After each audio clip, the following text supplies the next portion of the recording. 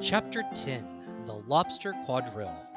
The Mock Turtle sighed deeply and drew the back of one flipper across his eyes. He looked at Alice and tried to speak, but for a minute or two, sobs choked his voice. Same as if he had a bone in his throat, said the Gryphon, and it set to work shaking him and punching him in the back. At last the Mock Turtle recovered his voice, and with tears running down his cheeks, he went on again. You may not have lived much under the sea. I haven't, said Alice, and perhaps you were never even introduced to a lobster. Alice began to say, I once tasted, but checked herself hastily and said, No, never. So you can have no idea what a delightful thing a lobster quadrille is. No, indeed, said Alice. What sort of a dance is it? Why, said the Gryphon, you first form into a line along the seashore. 2 lines, cried the Mock Turtle. Seals, turtles, salmons, and so on. Then when you've cleared all the jellyfish out of the way. That generally takes some time, interrupted the Gryphon. You advance twice, each with a lobster as a partner, cried the Gryphon. Of course, said the Mock Turtle. Advance twice, set the partners, change lobsters, and retire in the same order, continued the Gryphon. Then, you know, the Mock Turtle went on, you throw the lobsters, shouted the Gryphon with a bound into the air, as far as out to sea as you can. Swim after them, screamed the Gryphon. Turn a somersault in the sea, cried the Mock Turtle, capering wildly about. Change lobsters again, yelled the Gryphon at the top of his voice. Back to land again, and that's all the first figure, said the Mock Turtle, suddenly dropping his voice.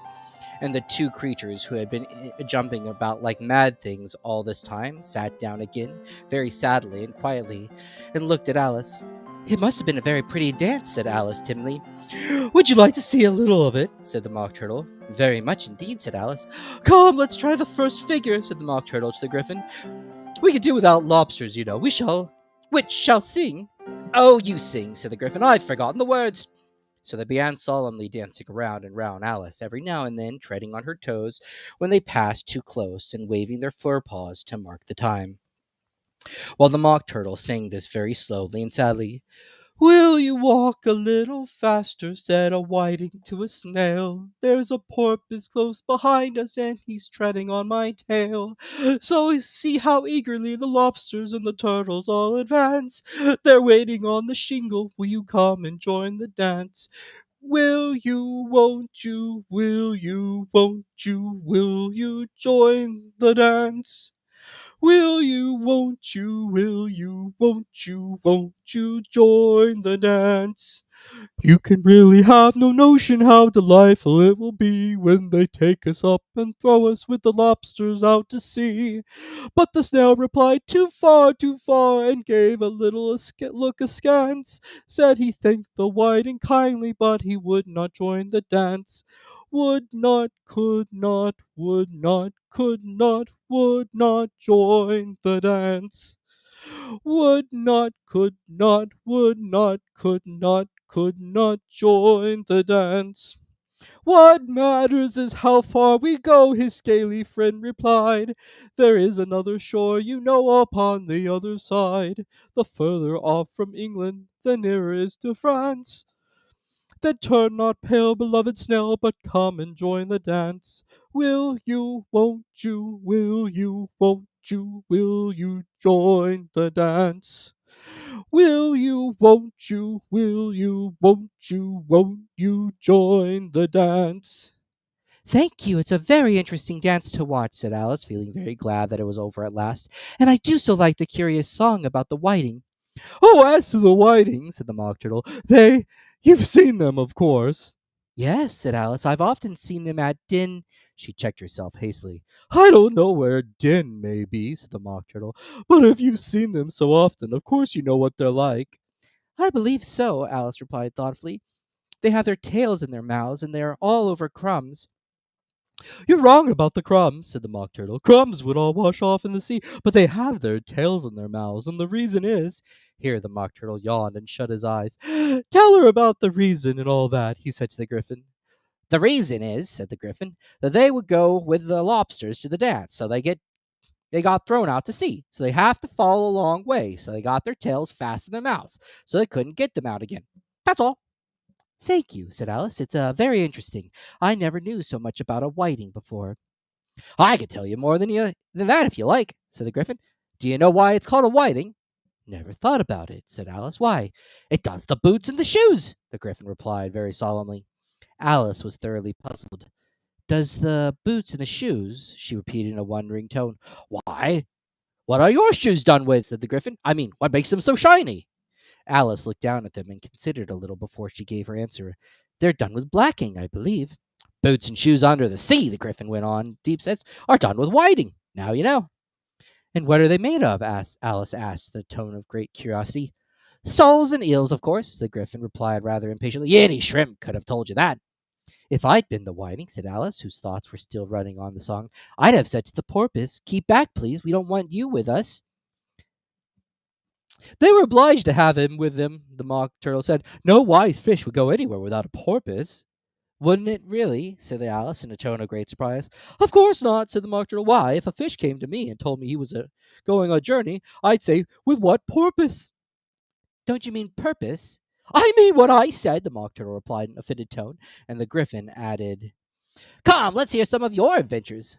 I could tell you my adventures beginning from the morning, said Alice a little timidly, but it's no use going back to yesterday because I was a different person then.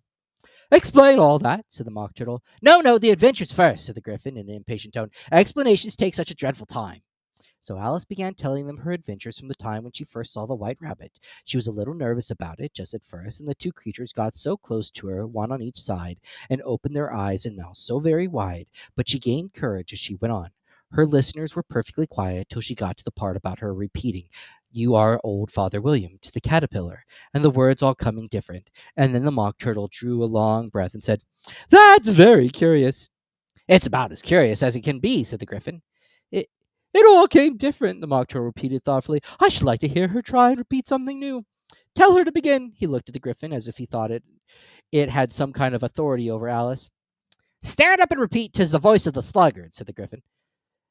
How the creatures orders one about and make one repeat lessons, thought Alice. I might as well be at school at once. However, she got up and began to repeat it, but her head was so full of the Lobster Quadrille that she hardly knew what she was saying, and the word came very queer indeed.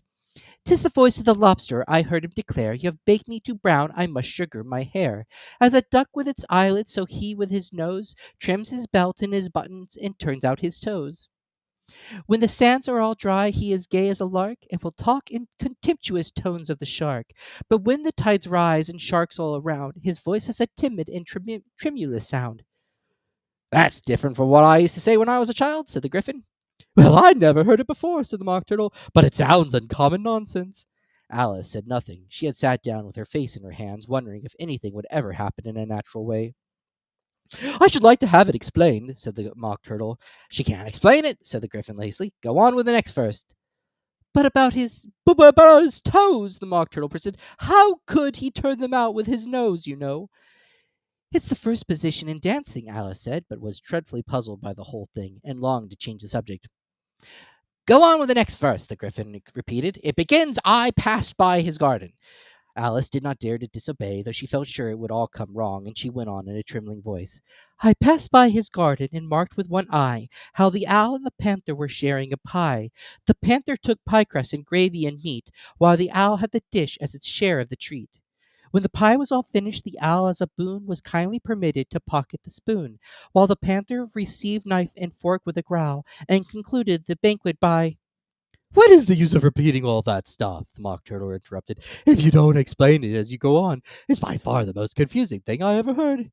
"Yes, I think you better leave off," said the Gryphon, and Alice was only too glad to do so. "Shall we try another figure of the Lobster Quadrille?" the Gryphon went on. "Or would you like the Mock Turtle to sing you a song?" "Oh, a song, please, if the Mock Turtle would be so kind," Alice replied, so eagerly that the Gryphon said in a rather offended tone, "No accounting for taste. Sing her turtle soup, would you, old fellow?" The Mock Turtle sighed deeply and began in a voice choked with sobs to sing this. "Beautiful soup, so rich and green, waiting in a hot tureen. Who for such dainties would not stoop? Soup of the evening, beautiful soup. Soup of the evening, beautiful soup. Beautiful soup, beautiful soup. Soup of the evening, beautiful, beautiful soup. Beautiful soup. Who cares for fish, game, or any other dish? Who would not give all else for two? Pennyworth only of beautiful soup. Pennyworth only of beautiful soup.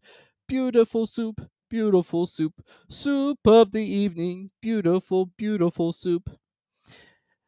Chorus again, cried the Gryphon, and the Mock Turtle had just begun to repeat it when a cry of, "The trial's beginning!" was heard in the distance.